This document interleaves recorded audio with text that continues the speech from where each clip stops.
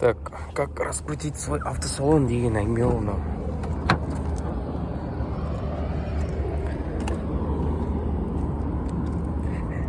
Осылай 3 машинаны аласың.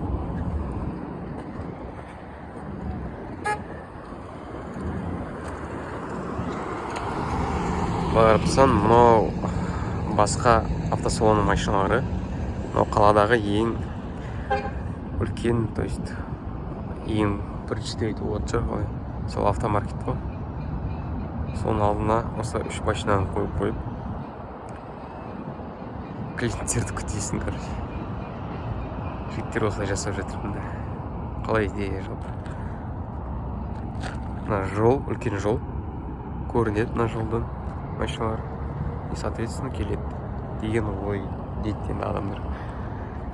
И мына неге келген, салонға келген адамдарды да тоже на реклама привлекать етеді.